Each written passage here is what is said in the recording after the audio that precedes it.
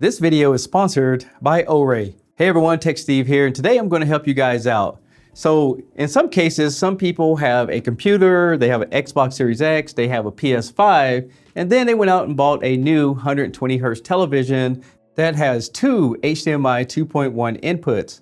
You think you're all set, but here's a problem. If you have a soundbar plugged into one of the ports on the back of the television to get eARC, and now you only have one HDMI 2.1 input to play 4K games at 120 Hz. This is the Array BK21S. So what is it exactly? Well, what it's going to allow you to do is take two gaming consoles or one computer and one console, plug it into this, and then goes out to your television. So you can turn that one port into two. So now you can play 4K 120 Hz on two different devices and run your soundbar at the same time. So in this video, we're going to talk about it.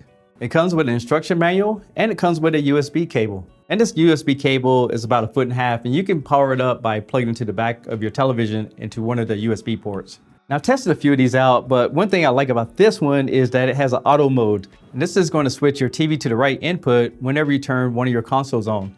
On the back of it, it's pretty simple. You have two inputs and you have an output that goes up to your TV, plus there's a USB power connection. Next, I'm going to set everything up, and just keep in mind, if you buy one of these, that you're going to need three HDMI 2.1 cables to make everything work. The one that comes with the PlayStation is high speed, and the one that comes with the Xbox Series X is high speed, so chances are you only need one cable. So let me show you how I got it all set up. Well, I have the PS5 right here, the Xbox Series X here going to the two inputs. This one goes over to the television. And coming from the output, I plug it into this HDMI 2.1 port right here on the back of the TV.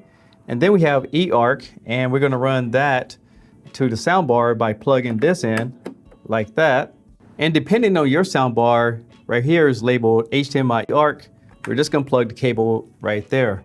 And here's a diagram that I put together to show you how all the connections are made, because everyone's television is gonna vary. And something I want you guys to be aware of, that I don't have the USB power cord plugged in, and that's because HDMI also carries power from your devices. Now, if you notice any extra flickering or anything that doesn't work good, make sure you go ahead and plug in the USB cable to make sure it gets more consistent power. The first thing we want to test is VRR. So here in the PlayStation, we're going to go down here where it shows screen and video. Once we press on that, you can see that VRR is on automatic.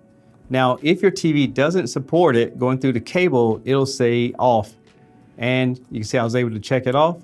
Plus, you can see the HDR is turned on as well. Now let's switch over to the Xbox Series X so we can check out the settings on that. Now you notice that the picture did blink out, and that is normal because what it's doing is reconfiguring itself to give you the best signal on the console. So now it should be able to give me the maximum outputs I need for the Xbox. So let's go ahead and go into the settings. So now we're in the Xbox. You can see that it shows that we're at 4K 120 Hz. And again, that's going through the selector. Next, let's go into TV details. You can see everything's listed. And again, that's everything that you would get if the console was plugged directly into the television.